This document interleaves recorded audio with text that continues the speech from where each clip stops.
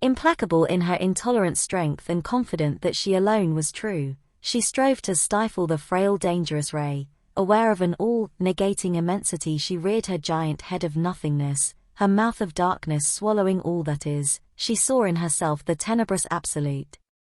But still the light prevailed, and still it grew, and Savitri to her lost self awoke. Her limbs refused the cold embrace of death, her heartbeats triumphed in the grasp of pain, her soul persisted claiming for its joy the soul of the beloved now seen no more.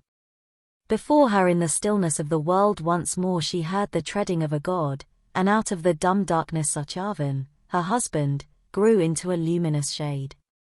Then a sound pealed through that dead monstrous realm, vast like the surge in a tired swimmer's ears, clamoring, a fatal iron-hearted roar, death mission to the night his lethal call. This is my silent dark immensity, this is the home of everlasting night, this is the secrecy of nothingness entombing the vanity of life's desires. Hast thou beheld thy source, O transient heart, and known from what the dream thou art was made? In this dark sincerity of nude emptiness hopest thou still always to last and love? The woman answered not. Her spirit refused the voice of night that knew and death that thought. In her beginningless infinity through her soul's reaches unconfined she gazed, she saw the undying fountains of her life, she knew herself eternal without birth. But still opposing her with endless night death, the dire god, inflicted on her eyes the immortal calm of his tremendous gaze. Although thou hast survived the unborn void which never shall forgive, while time endures, the primal violence that fashioned thought, forcing the immobile vast to suffer and live, this sorrowful victory only hast thou won to live for a little without such Aurobindo. What shall the ancient goddess give to thee who helps thy heart beats? Only she prolongs the nothing dreamed existence and delays with the labor of living thy eternal sleep. A fragile miracle of thinking clay, armed with illusions walks the child of time. To fill the void around he feels and dreads, the void he came from and to which he goes, he magnifies his self and names it God. He calls the heavens to help his suffering hopes. He sees above him with a longing heart bare spaces more unconscious than himself that have not even his privilege of mind, and empty of all but their unreal blue, and peoples them with bright and merciful powers. For the sea roars around him and earth quakes beneath his steps, and fire is at his doors, and death prowls baying through the woods of life. Moved by the presences with which he yearns, he offers in implacable shrines his soul and clothes all with the beauty of his dreams.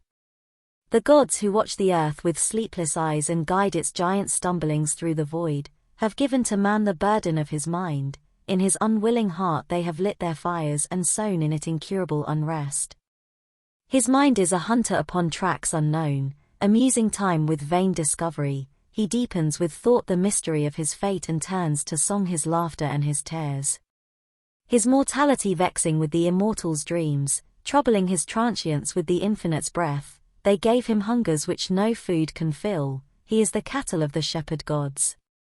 His body the tether with which he is tied, they cast for fodder grief and hope and joy, his pasture ground they have fenced with ignorance. Into his fragile undefended breast they have breathed a courage that is met by death, they have given a wisdom that is mocked by night, they have traced a journey that foresees no goal. Aimless man toils in an uncertain world, lulled by inconstant pauses of his pain, scourged like a beast by the infinite desire, bound to the chariot of the dreadful gods. But if thou still canst hope and still wouldst love, return to thy body's shell, thy tie to earth, yet since thy strength deserves no trivial crown, gifts I can give to soothe thy wounded life.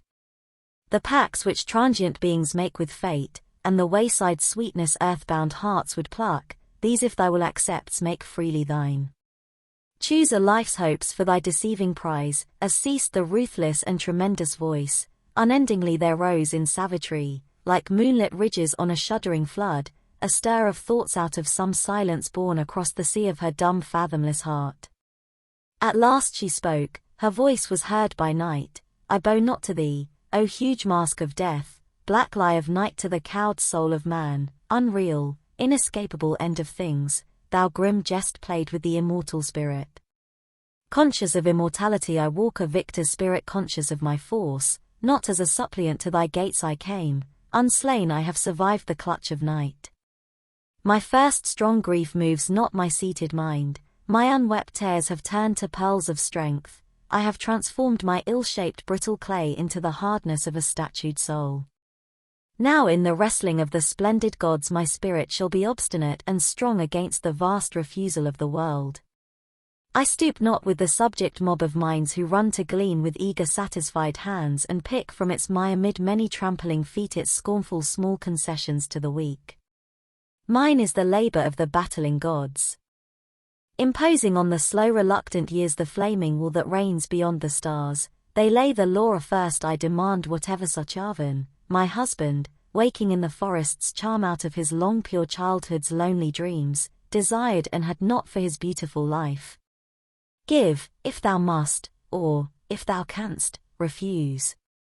Death bowed his head in scornful cold assent, the builder of this dreamlike earth for man who has mocked with vanity all gifts he gave. Uplifting his disastrous voice he spoke, indulgent to the dreams my touch shall break, I yield to his blind father's longing heart kingdom and power and friends and greatness lost and royal trappings for his peaceful age, the pallid pomps of man's declining days, the silvered decadent glories of life's fall. To one who wiser grew by adverse fate, goods I restore the deluded soul prefers to impersonal nothingnesses bare sublime. The sensuous solace of the light I give to eyes which could have found a larger realm, a deeper vision in their fathomless night. For that this man desired and asked in vain while still he lived on earth and cherished hope. Back from the grandeur of my perilous realms go, mortal, to thy small permitted sphere. Hasten swift-footed, lest to slay thy life the great laws thou hast violated, moved, open at last on thee their marble eyes, but Savitri answered the disdainful shade, world spirit, I was thy equal spirit born. My will too is a law, my strength a god. I am immortal in my mortality. I tremble not before the immobile gaze of the unchanging marble hierarchies that look with the stone eyes of law and fate. My soul can meet them with its living fire. Out of thy shadow give me back again into earth's flowering spaces such Arvin in the sweet transiency of human limbs to do with him my spirit's burning will. I will bear with him the ancient mother's load, I will follow with him earth's path that leads to God. Else shall the eternal spaces open to me, while round us strange horizons far recede, travelling together the immense unknown. For I who have trod with him the tracks of time, can meet behind his steps whatever night or unimaginable stupendous dawn breaks on our spirits in the untrod beyond. Wherever thou ledst his soul I shall pursue, but to her claim opposed, implacable, insisting on the immutable decree, insisting on the immitigable law and the insignificance of created things. Out of the rolling wastes of night there came born from the enigma of the unknowable depths a voice of majesty and appalling scorn. As when the storm-haired Titan-striding sea throws on a swimmer its tremendous laugh remembering all the joy its waves have drowned, so from the darkness of the sovereign night against the woman's boundless heart arose the almighty cry of universal death. Hast thou God wings or feet that tread my stars, frail creature with the courage that aspires, forgetting thy bounds of thought, thy mortal role? Their orbs were coiled before thy soul was formed. I, death, created them out of my void, all things I have built in them and I destroy. I made the worlds my net, each joy a mesh. A hunger amorous of its suffering prey, life that devours, my image see in things. Mortal, whose spirit is my wandering breath, whose transience was imagined by my smile, flee clutching thy poor gains to thy trembling breast pierced by my pangs time shall not soon appease. Blind slave of my deaf force whom I compel to sin that I may punish, to desire that I may scourge thee with despair and grief and thou come bleeding to me at the last, thy nothingness recognized, my greatness known, turn nor attempt forbidden happy fields meant for the souls that can obey my law, lest in their somber shrines thy tread awake from their uneasy iron-hearted sleep the furies who avenge fulfilled desire. Dread lest in skies where passion hope to live, the unknown's lightnings start and, terrified, lone, sobbing, hunted by the hounds of heaven, a wounded and forsaken soul thou flee through the long torture of the centuries, nor many lives exhaust the tireless wrath hell cannot slake nor heaven's mercy assuage. I will take from thee the black eternal grip, clasping in thy heart thy fate's exiguous dole, depart in peace, if peace for man is just. But Savitri answered, meeting scorn with scorn, the mortal woman to the dreadful Lord, who is this God imagined by thy night, contemptuously creating worlds disdained, who made for vanity the brilliant stars? Not he who has reared his temple in my thoughts and made his sacred floor my human heart. My God is will and triumphs in his paths, my God is love and sweetly suffers all. To him I have offered hope for sacrifice and gave my longings as a sacrament. Who shall prohibit or hedge in his course, the wonderful, the charioteer, the swift? A traveller of the million roads of life, his steps familiar with the lights of heaven tread without pain the sword-paved courts of hell, there he descends to edge eternal joy. Love's golden wings have power to fan thy void, the eyes of love gaze starlike through death's night, the feet of love tread naked hardest worlds. He labours in the depths, exalts on the heights, he shall remake thy universe, O death. She spoke and for a while no voice replied, while still they travelled through the trackless night, and still that gleam was like a pallid eye troubling the darkness with its doubtful gaze. Then once more came a deep and perilous pause in that unreal journey through blind naught, once more a thought, a word in the void arose, and death made answer to the human soul, what is thy hope? To what dost thou aspire? This is thy body's sweetest law of bliss, assailed by pain, a frail precarious form, to please for a few years thy faltering sense with honey of physical longings and the heart's fire, and, a vain one a-seeking, to embrace the brilliant idol of a fugitive hour. And thou, what art thou, soul, thou glorious dream of brief emotions made in glittering thoughts, a thin dance of fireflies speeding through the night, a sparkling ferment in life's sunlit mire? Wilt thou claim immortality, O heart, crying against the eternal witnesses that thou and he are endless powers and last? Death only lasts, and I am a timeless nothingness carrying all, I am the illimitable, the mute alone. I, death, am he, there is no other God. All from my depths are born, they live by death, all to my depths return and are no more. I have made a world by my inconscient force. My force is nature that creates and slays the hearts that hope, the limbs that long to live. I have made man her instrument and slave, his body I made my banquet, his life my food. Man has no other help but only death, he comes to me at his end for rest and peace. I, death, am the one refuge of thy soul. The gods to whom man prays can help not man, they are my imaginations and my moods reflected in him by illusion's power.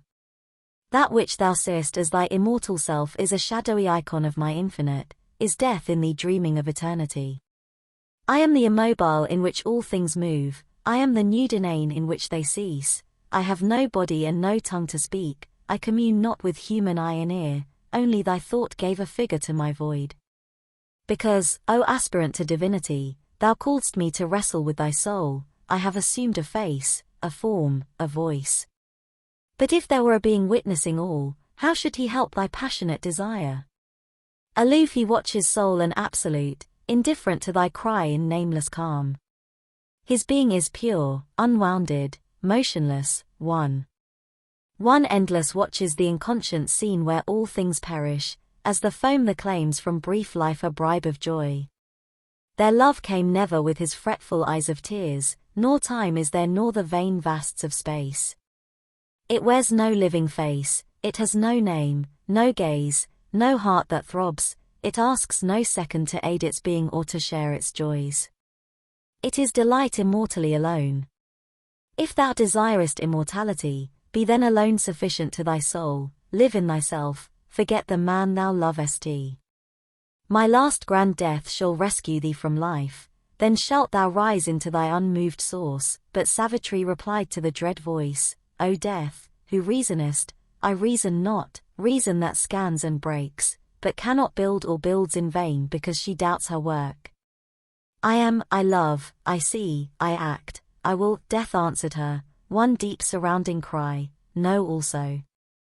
Knowing, thou shalt cease to love and cease to will, delivered from thy heart. So shalt thou rest for ever and be still, consenting to the impermanence of things. But Savitri replied, for man to death, when I have loved forever, I shall know. Love in me knows the truth all changings mask. I know that knowledge is a vast embrace, I know that every being is myself, in every heart is hidden the myriad one. I know the calm transcendent bears the world, the veiled inhabitant, the silent lord, I feel his secret act, his intimate fire, I hear the murmur of the cosmic voice. I know my coming was a wave from God. For all his sons were conscient in my birth, dowered with a mind and heart to conquer thee, in the eternity of his ruthless will sure of his empire and his armored might, like one disdaining violent helpless words from victim lips death answered not again. He stood in silence and in darkness wrapped, a figure motionless, a shadow vague, girt with the terrors of his secret sword. Half seen in clouds appeared a somber face, night's dusk tiara was his matted hair, the ashes of the pyre his forehead's sign. Once more a wanderer in the unending night, blindly forbidden by dead vacant eyes, she travelled through the dumb unhoping vasts. Around her rolled the shuddering waste of gloom, its swallowing emptiness and joyless death resentful of her thought and life and love. Through the long fading night by her compelled, gliding half seen on their unearthly path, phantasmal in the dimness moved the three. Book 10. The Book of the Double Twilight. Canto 1. The Dream Twilight of the Ideal. All still was darkness dread and desolate, there was no change nor any hope of change. In this black dream which was a house of void, a walk to nowhere in a land of naught, ever they drifted without aim or goal, gloom led to worse gloom, depth to an emptier depth, in some positive non-being's purposeless vast through formless wastes dumb and unknowable. An ineffectual beam of suffering light through the despairing darkness dogged their steps like the remembrance of a glory lost, even while it grew, it seemed unreal there, yet haunted Nile's chill stupendous realm, unquenchable, perpetual, lonely, null, a pallid ghost of some dead eternity. It was as if she must pay now her debt, her vain presumption to exist and think, to some brilliant Maya that conceived her soul. This most she must absolve with endless pangs, her deep original sin, the will to be and the sin last, greatest, the spiritual pride, that, made of dust, equaled itself with heaven, its scorn of the worm writhing in the mud, condemned ephemeral, born from nature's dream, refusal of the transient creature's role, the claim to be a living fire of God, the will to be immortal and divine.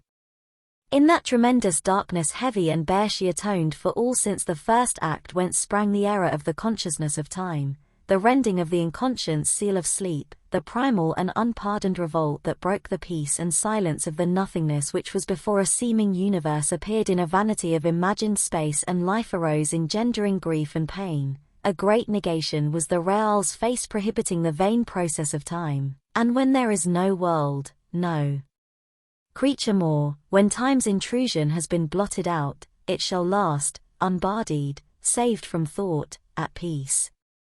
Accursed in what had been her Godhead's source, condemned to live forever empty of bliss, her immortality her chastisement, her spirit, guilty of being, wandered doomed, moving forever through eternal night. But Maya is a veil of the absolute, a truth occult has made this mighty world, the Eternal's wisdom and self-knowledge act in ignorant mind and in the body's steps. The inconscient is the superconscious sleep. An unintelligible intelligence invents creation's paradox profound, spiritual thought is crammed in matter's forms, unseen it throws out a dumb energy and works a miracle by a machine. All here is a mystery of contraries, darkness a magic of self-hidden light, suffering some secret rapture's tragic mask and death an instrument of perpetual life. Although death walks beside us on life's road, a dim bystander at the body's start and a last judgment on man's futile works, other is the riddle of its ambiguous face. Death is a stair, a door, a stumbling stride the soul must take to cross from birth to birth, a grey defeat pregnant with victory, a whip to lash us towards our deathless state. The inconscient world is the spirit's self-made room, eternal night shadow of eternal day. Night is not our beginning nor our end, she is the dark mother in whose womb we have hid safe from too swift awaking to world pain. We came to her from a supernal light, by light we live and to the light we go. Here in this seat of darkness mute and lone, in the heart of everlasting nothingness, light conquered now even by that feeble beam, its faint infiltration drilled the blind deaf mass, almost it changed into a glimmering sight that housed the phantom of an aureate sun whose orb pupilled the eye of nothingness. A golden fire came in and burned night's heart, her dusky mindlessness began to dream, the inconscient conscious grew, night felt and thought. Assailed in the sovereign emptiness of its reign, the intolerant darkness paled and drew apart till only a few black remnants stained that ray. But on a failing edge of dumb lost space still a great dragon body sullenly loomed, adversary of the slow struggling dawn, defending its ground of tortured mystery. It trailed its coils through the dead martyred air and curving fled down a grey slope of time. There is a morning twilight of the gods, miraculous from sleep their forms arise, and God's long nights are justified by dawn. There breaks a passion and splendor of new birth, and hue-winged visions stray across the lids, heaven's chanting heralds waken dim-eyed space. The dreaming deities look beyond the scene and fashion in their thoughts the ideal world sprung from a limitless moment of desire that once had lodged in some abysmal heart. Past was the heaviness of the eyeless dark, and all the sorrow of the night was dead, surprised by a blind joy with groping hands, like one who wakes to find his dreams were true. Into a happy misty twilight world where all ran after light and joy and love she slipped, their far-off raptures drew more close, and deep anticipations of delight, forever eager to be grasped and held, were never grasped, yet breathed strange ecstasy. A pearl-winged indistinctness fleeting swam, an air that dared not suffer too much light. Vague fields were there, vague pastures gleamed, vague trees, vague scenes dim-hearted in a drifting haze, vague cattle white roamed glimmering through the mist, vague spirits wandered with a bodiless cry, vague melodies touched the soul and fled pursued into harmonious distances unseized, forms subtly elusive and half-luminous powers wishing no goal for their unearthly course strayed happily through vague ideal lands, or floated without footing, or their walk left steps of reverie on sweet memory's ground, or they paced to the mighty measure of their thoughts led by a low far chanting of the gods. A ripple of gleaming wings crossed the far sky, birds like pale, bosomed imaginations flew with low disturbing voices of desire, and half-heard lowings drew the listening ear, as if the sun god's brilliant kine were there hidden in mist and passing towards the sun. These fugitive beings, these elusive shapes were all that claimed the eye and met the soul, the natural inhabitants of that, but nothing there was fixed or stayed for long, no mortal feet could rest upon that soil, no breath of life lingered embodied there. In that fine chaos joy fled dancing past, and beauty evaded settled line and form and hid its sense in mysteries of hue, yet gladness ever repeated the same notes and gave the sense of an enduring world. There was a strange consistency of shapes, and the same thoughts were constant passers-by, and all renewed unendingly its charm, alluring ever the expectant heart like music that one always waits to hear, like the recurrence of a haunting rhyme. One touched incessantly things never ceased, a skirt of worlds invisibly divine. As if a trail of disappearing stars there showered upon the floating atmosphere colors and lights and evanescent gleams that called to follow into a magic heaven, and in each cry that fainted on the ear there was the voice of an unrealized bliss. An adoration reigned in the yearning heart, a spirit of purity, an elusive presence of fairy beauty and ungrasped delight whose momentary and escaping thrill, however unsubstantial to our flesh, and brief even in imperishableness, much sweeter seemed than any rapture known earth or all-conquering heaven can ever give. Heaven ever young and earth too firm and old delay the heart by immobility, their raptures of creation last too long, their bold formations are too absolute, carved by an anguish of divine endeavor they stand up sculptured on the eternal hills, or quarried from the living rocks of God win immortality by perfect form. They are too intimate with eternal things, vessels of infinite significances, they are too clear, too great, too meaningful, no mist or shadow soothes the vanquished sight, no soft penumbra of incertitude. These only touched a golden hem of bliss, the gleaming shoulder of some godlike hope, the flying feet of exquisite desires. On a slow trembling brink between night and day they shone like visitants from the morning star, satisfied beginnings of perfection, first tremulous imaginings of a heavenly world. they mingle in a passion of pursuit, thrilled with a spray of joy too slight to tire.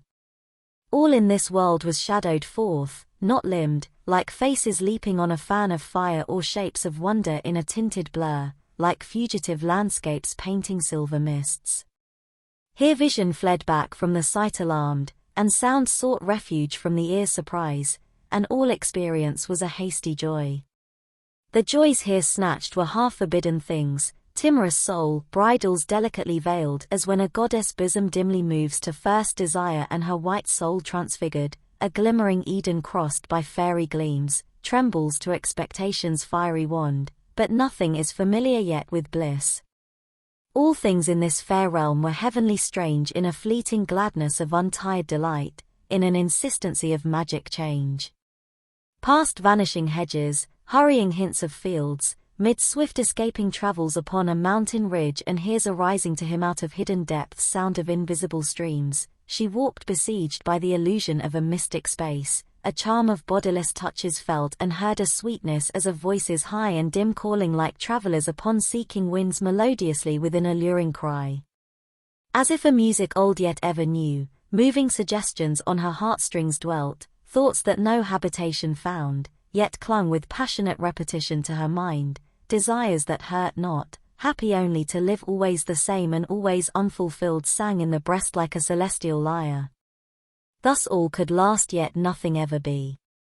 In this beauty as of mind made visible, dressed in its rays of wonder Sachavan before her seemed the center of its charm, head of her loveliness of longing dreams and captain of the fancies of her soul. Even the dreadful majesty of death's face and its somber sadness could not darken nor slay the intangible luster of those fleeting skies. The somber shadow sullen, implacable made beauty and laughter more imperative, enhanced by his grey, joy grew more bright and dear, his dark contrast edging ideal sight deepened unuttered meanings to the heart, pain grew a trembling undertone of bliss and transience immortality's floating hem, a moment's robe in which she looked more fair, its antithesis sharpening her divinity. A comrade of the ray and mist and flame, by a moon-bright face a brilliant moment drawn, almost she seemed a thought mid floating thoughts, seen hardly by a visionary mind amid the white inward musings of the soul. Half vanquished by the dream happiness around, awhile she moved on an enchantment's soil, but still remained possessor of her soul.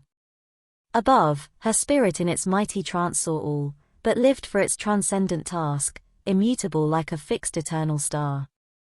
Canto 2. The Gospel of Death and Vanity of the Ideal. Then pealed the calm inexorable voice, abolishing hope, cancelling life's golden truths, fatal its accents smote the trembling air. That lovely world swam thin and frail, most like some pearly evanescent farewell gleam on the faint verge of dusk in moonless eves. Prisoner of nature, men-a-vision spirit, thought's creature in the ideal's realm enjoying thy unsubstantial immortality the subtle marvelous mind of man has feigned, this is the world from which thy yearnings came. When it would build eternity from the dust, man's thought paints images illusion rounds, prophesying glories it shall never see, it labors delicately among its dreams. Behold this fleeing of light-tasseled shapes, aerial raiment of unbodied gods, a rapture of things that never can be born, hope chants to hope a bright immortal choir, cloud satisfies cloud, phantom to longing phantom leans sweetly, sweetly is clasped or sweetly chased. This is the stuff from which the ideal is formed, its builder is thought, its base the heart's desire, but nothing real answers to their call. The ideal dwells not in heaven, nor on the earth, a bright delirium of man's ardor of hope drunk with the wine of its own fantasy. It is a brilliant shadow's dreamy trail. Thy vision's error builds the azure skies, thy vision's error drew the rainbow's arch, thy mortal longing made for thee a soul. This angel in thy body thou call'st love, who shapes his wings from thy emotions' hues, in a ferment of thy body has been born and with the body that housed it must die. It is a passion of thy yearning cells, it is flesh that calls to flesh to serve its lust, it is thy mind that seeks an answering mind and dreams awhile that it has found its mate, it is thy life that asks a human prop to uphold its weakness lonely in the world or feeds its hunger on another's life. A beast of prey that pauses in its prowl, It crouches under a bush in splendid flower to seize a heart and body for its food. This beast thou dream'st immortal and a god. O human mind, vainly thou torturest an hour's delight to stretch through infinity's long void and fill its formless, passionless gulfs, persuading the insensible abyss to lend eternity to perishing things, and trickst the fragile movements of thy heart with thy spirit's feint of immortality. All here emerges born from nothingness, encircled it lasts by the emptiness of space, a while upheld by an unknowing force, then crumbles back into its parent naught. Only the mute alone can forever be. In the alone there is no room for love. In vain to clothe love's perishable mud thou hast woven on the immortal's borrowed loom the ideal's gorgeous and unfading robe. The ideal never yet was real made. Imprisoned in form that glorious sovereign of its own brilliant void, unwillingly it descends to earthly air to inhabit a white temple in man's heart. In his heart it shines rejected by his life. Immutable, bodiless, beautiful, grand and dumb, immobile on its shining throne it sits, dumb it receives his offering and his prayer. It has no voice to answer to his call, no feet that move, no hands to take his gifts, aerial statue of the nude idea, virgin conception of a bodiless God, its light stirs man the thinker to create an earthly semblance of diviner things. Its hued reflection falls upon man's acts, his institutions are its cenotaphs, he signs his dead conventions with its name, his virtues don the ideal's ski robe and a nimbus of the outline of its face, he hides their littleness with the divine name. Yet insufficient is the bright pretense to screen their indigent and earthy make, earth only is there and not some heavenly source. If heavens there are they are veiled in their own light, if a truth eternal somewhere reigns unknown, it burns in a tremendous void of God, for truth shines far from the facades of the world. How can the heavens come down to unhappy earth or the eternal lodge in drifting time? How shall the ideal tread earth's dolorous soil where life is only a labor and a hope, a child of matter and by matter fed, a fire flaming low in nature's grate, in vain is seen the shining upward way. Earth lies unchanged beneath the circling sun, she loves her fall and no omnipotence her mortal imperfections can erase, force on man's crooked ignorance heaven's straight line or colonize a world of death with gods. O traveler in the chariot of the sun, high priestess in thy holy fancy's shrine who with a magic ritual in earth's house worshipest ideal and eternal love, what is this love thy thought has deified, this sacred legend and immortal myth? It is a conscious yearning of thy flesh, it is a glorious burning of thy nerves, a rose of dream splendor petaling thy mind, a great red rapture and torture of thy heart. A sudden transfiguration of thy days, it passes and the world is as before. A ravishing edge of sweetness and of pain, a thrill in its yearning makes it seem divine, a golden bridge across the roar of the years, a cord tying thee to eternity. And yet how brief and frail! How soon is spent this treasure wasted by the gods on man, this happy closeness as of soul to soul, this honey of the body's companionship, this heightened joy, this ecstasy in the veins, this strange illumination of the sense. If such Arvan had lived, love would have died, but such Arvan is dead and love shall live a little while in thy sad breast, until his face and body fade on memory's wall where other bodies, other faces come. When love breaks suddenly into the life at first man steps into a world of the sun, in his passion he feels his heavenly element, but only a fine sunlit patch of earth the marvelous aspect took of heaven's outburst, the snake is there and the worm in the heart of the rose. A word, a moment's act can slay the god, precarious is his immortality, he has 1,000 ways to suffer and die. Love cannot live by heavenly food alone, only on sap of earth can it survive. For thy passion was a sensual want refined, a hunger of the body and the heart, thy want can tire and cease or turn elsewhere. Or love may meet a dire and pitiless end by bitter treason, or wrath with cruel wounds separate, or thy unsatisfied will to others depart when first love's joy lies stripped and slain, a dull indifference replaces fire or an endearing habit imitates love, an outward and uneasy union lasts or the routine of a life's compromise, where once the seed of oneness had been cast into a semblance of spiritual ground by a divine adventure of heavenly powers to strive, constant associates without joy. Two egos straining in a single leash, two minds divided by their jarring thoughts, two spirits disjoined, forever separate. Thus is the ideal falsified in man's world, trivial or somber, disillusion comes, life's harsh reality stares at the soul, heaven's hour adjourned flees into bodiless time. Death saves thee from this and saves Satyavin, he now is safe, delivered from himself, he travels to silence and felicity. Call him not back to the treacheries of earth and the poor petty life of animal man. In harmony with the mighty hush of death where love lies slumbering on the breast of peace. And now, go back alone to thy frail world, chastise thy heart with knowledge, unhood to see, thy nature raised into clear living heights, the heaven bird's view from unimagined peaks. For when thou givest thy spirit to a dream soon hard necessity will smite thee awake, purest delight began and it must end. Thou too shalt know, thy heart no anchor swinging, thy cradled soul moored in eternal seas. Vain are the cycles of thy brilliant mind. Renounce, forgetting joy and hope and tears, thy passionate nature in the bosom profound of a happy nothingness and worldless calm, delivered into my mysterious rest. One with my fathomless Nile all forget. Forget thy fruitless spirit's waste of force, forget the weary circle of thy birth, forget the joy and the struggle and the pain, the vague spiritual quest which first began when worlds broke forth like clusters of fireflowers, and great burning thoughts voyaged through the sky of mind and time and its eons crawled across the vasts and souls emerged into mortality. But Savitri replied to the dark power, a dangerous music now thou find'st, O death, melting thy speech into harmonious pain, and fluttest alluringly to tired hopes thy facades mingled with sad strains of truth. But I forbid thy voice to slay my soul. My love is not a hunger of the heart, my love is not a craving of the flesh, it came to me from God, to God returns.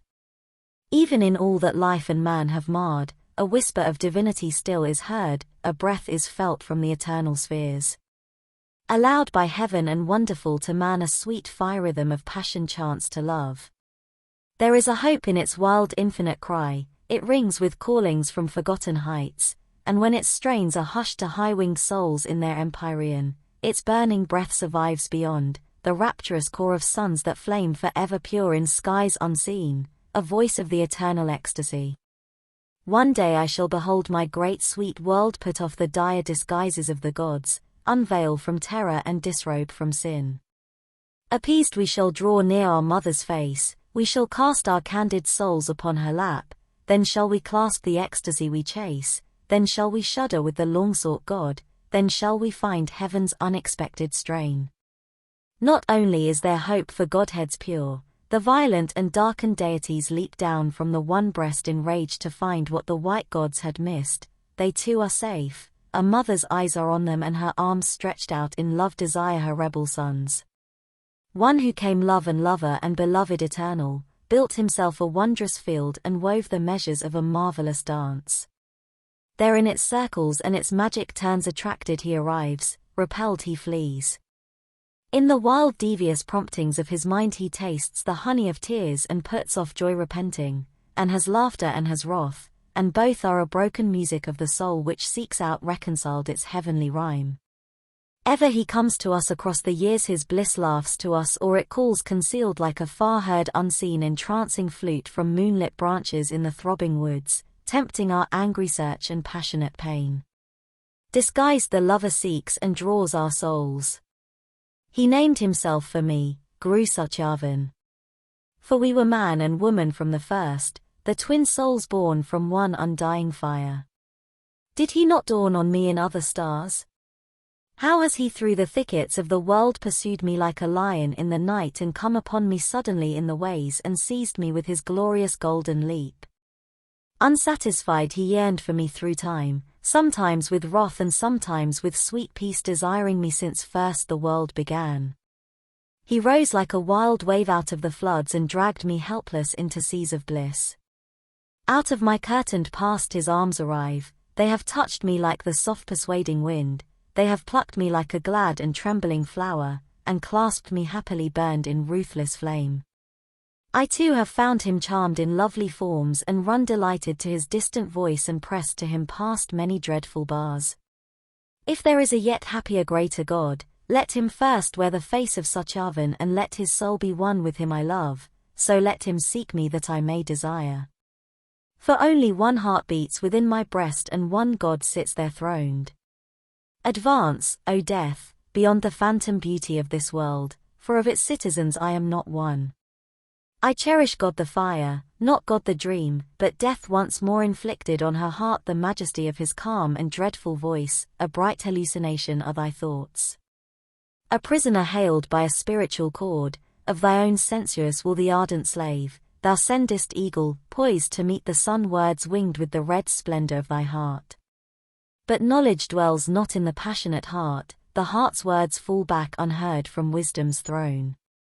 Vain is thy longing to build heaven on earth. Artificer of ideal and idea, mind, child of matter in the womb of life, to higher levels persuades his parents' steps, inapt, they follow ill the daring guide. But mind, a glorious traveler in the sky, walks lamely on the earth with footsteps slow, hardly he can mold the life's rebellious stuff, hardly can he hold the galloping hooves of sense, his thoughts look straight into the very heavens, they draw their gold from a celestial mine, his acts work painfully a common ore. All thy high dreams were made by matter's mind to solace its dull work in matter's jail, its only house where it alone seems true. A solid image of reality carved out of being to prop the works of time, matter on the firm earth sits strong and sure.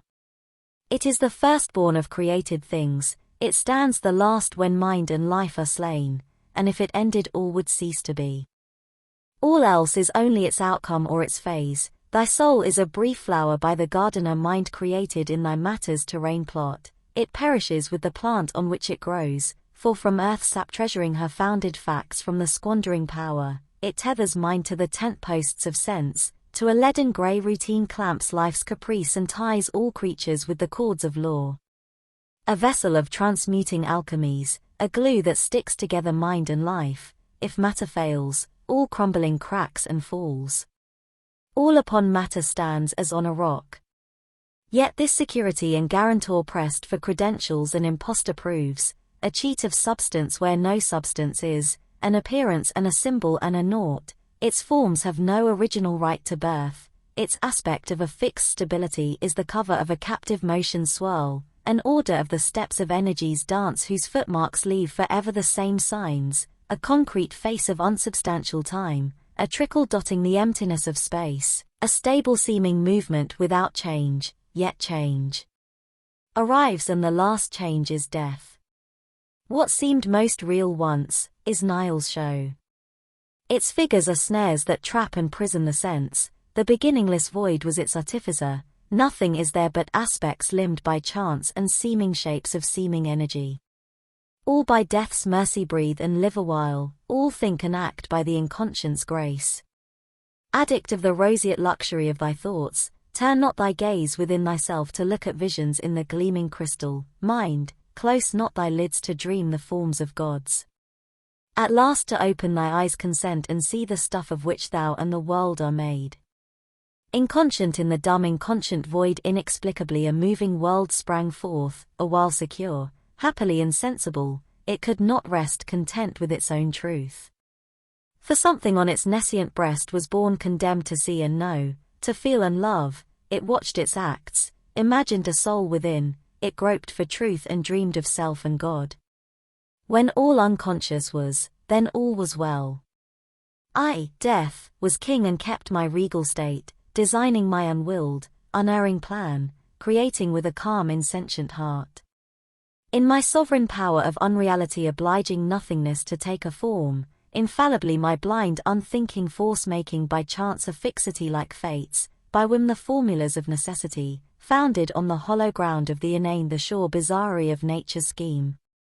I curved the vacant ether into space, a huge expanding and contracting breath harbored the fires of the universe, I struck out the supreme original spark and spread its sparse ranked armies through the inane, manufactured the stars from the occult radiances, marshaled the platoons of the invisible dance, I formed Earth's beauty out of atom and gas, and built from chemic plasm the living man.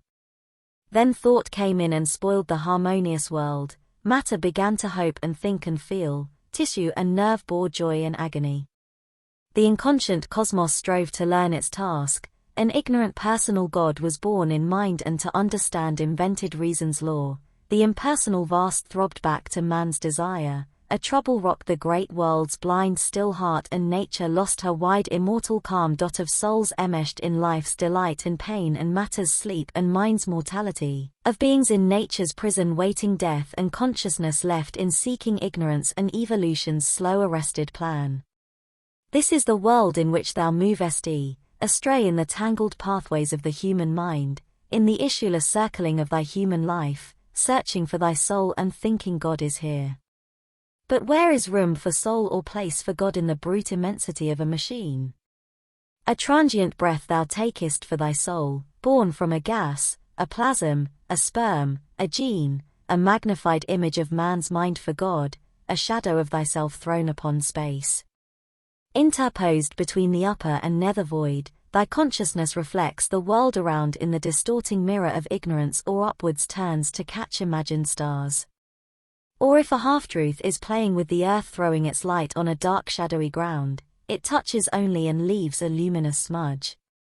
Immortality thou claimest for thy spirit, but immortality for imperfect man, a God who hurts himself at every step, would be a cycle of eternal pain. Wisdom and love thou claimest as thy right, but knowledge in this world is error's mate, a brilliant procuress of nescience, and human love a posturer on earth's stage who imitates with verve a fairy dance. An extract pressed from hard experience, man's knowledge casked in the barrels of memory has the harsh savor of a mortal draught, a sweet secretion from the erotic glands flattering and torturing love is a honey and poison in the breast drunk by it as the nectar of the gods. Earth's human wisdom is no great-browed power, and love no gleaming angel from the skies, if they aspire beyond earth's dullard air, arriving sunwards with frail waxen wings, how high could reach that forced unnatural flight? But not on earth can divine wisdom reign, and not on earth can divine love be found, heaven-born, only in heaven can they live, or else thereto perhaps they are shining dreams. Nay, is not all thou art and doest a dream? Thy mind and life are tricks of matter's force. If thy mind seems to thee a radiant sun, if thy life runs a swift and glorious stream, this is the illusion of thy mortal heart dazzled by a ray of happiness or light. Impotent to live by their own right divine, convinced of their brilliant unreality, when their supporting ground is cut away, these children of matter into matter die. Even matter vanishes into energy's vague, and energy is a motion of old naught. How shall the ideal's unsubstantial hues be painted stiff on earth's vermilion blur, a dream within a dream come doubly true? How shall the will-o'-the-wisp become a star? The ideal is a malady of thy mind, a bright delirium of thy speech and thought, a strange wine of beauty lifting thee to full sight. A noble fiction of thy yearnings made, thy human imperfection it must share, its forms in nature disappoint the heart, and never shall it find its heavenly shape and never can it be fulfilled in time. O soul misled by the splendor of thy thoughts, O earthly creature with thy dream of heaven, obey, resigned and still, the earthly law. Accept the brief light that falls upon thy days, take what thou canst of life's permitted joy, submitting to the ordeal of fate's scourge suffer what thou must of toil and grief and care. There shall approach silencing thy passionate heart my long calm night of everlasting sleep, there into the hush from which thou camest retire. Canto 3. The debate of love and death. A sad destroying cadence the voice sank, it seemed to lead the advancing march of life into some still original inane. But Savitri answered to almighty death, O dark-browed sophist of the universe who veilst the real with its own idea, hiding with brute objects nature's living face, masking eternity with thy dance of death, thou hast woven the ignorant mind into a screen and made of thought errors purveyor and scribe, and a false witness of mind's servant sense. An aesthete of the sorrow of the world, champion of a harsh and sad philosophy, thou hast used words to shutter out the light and called in truth to vindicate a lie. A lying reality is falsehood's crown and a perverted truth her richest gem. O death, thou speakest truth but truth that slays, I answer to thee with the truth that saves. A traveller new discovering himself, one made of matter's world his starting point, he made of nothingness his living room and night a process of the eternal light and death a spur towards immortality. God wrapped his head from sight in matter's cowl, his consciousness dived into inconscient depths, all knowledge seemed a huge dark nescience, infinity wore a boundless zero's form. His abysms of bliss became insensible deeps, eternity a blank spiritual vast. Annulling an original nullity timeless took its ground in emptiness and drew the figure of a universe, that the spirit might adventure into time and wrestle with adamant necessity and the soul pursue a cosmic pilgrimage. A spirit moved in black immensities and built a thought in ancient nothingness, a soul was lit in God's tremendous void, a secret laboring glow of nascent fire. In Nile's gulf his mighty puissance wrought, she swung her formless motion into shapes, made matter the body of the bodiless. Infant and dim the eternal mights awoke. In inert matter breathed a slumbering life, in a subconscient life mind lay asleep, in waking life it stretched its giant limbs to shake from it the torpor of its drowse, a senseless substance quivered into sense, the world's heart commenced to beat, its eyes to see, in the crowded dumb vibrations of a brain thought fumbled in a ring to find itself, discovered speech and fed the newborn word that bridged with spans of light the world's ignorance. In waking mind, the thinker built his house. A reasoning animal willed and planned and sought, he stood erect among his brute compeers, he built life new, measured the universe, opposed his fate and wrestled with unseen powers, conquered and used the laws that rule the world, and hoped to ride the heavens and reach the stars, a master of his huge environment. Now through mind's windows stares the demigod hidden behind the curtains of man's soul, he has seen the unknown, looked on truth's veilless face, a ray has touched him from the eternal sun, he stands awake in supernature's light and sees a glory of arisen wings and sees the vast descending might of God. O death, thou look'st on an unfinished world assailed by thee and of its road unsure, peopled by imperfect minds and ignorant lives, and sayest God is not and all is vain. How shall the child already be the man? Because he is infant, shall he never grow? Because he is ignorant, shall he never learn? In a small fragile seed a great tree lurks, in a tiny gene a thinking being is shut, a little element in a little sperm, it grows and is a conqueror and a sage. Then wilt thou spew out, death, God's mystic truth, deny the occult spiritual miracle? Still wilt thou say there is no spirit, no God? A mute material nature wakes and sees, she has invented speech, unveiled a will. Something there waits beyond towards which she strives, something surrounds her into which she grows, to uncover the spirit, to change back into God, to exceed herself is her transcendent task. In God concealed the world began to be, tardily it travels towards manifest God, our imperfection towards perfection toils, the body is the chrysalis of a soul, the infinite holds the finite in its arms, time travels towards revealed eternity. A miracle structure of the eternal mage, matter its mystery hides from its own eyes, a scripture written out in cryptic signs, an occult document of the all-wonderful's art. All here bears witness to his secret might, in all we feel his presence and his power. A blaze of his sovereignia glory is the gold and glimmering moon, a glory is his dream of purple sky. A march of his greatness are the wheeling stars. His laughter of beauty breaks out in green trees, his moments of beauty triumph in a flower, the blue seas chant, the rivulet's wandering voice are murmurs falling from the Eternal's harp.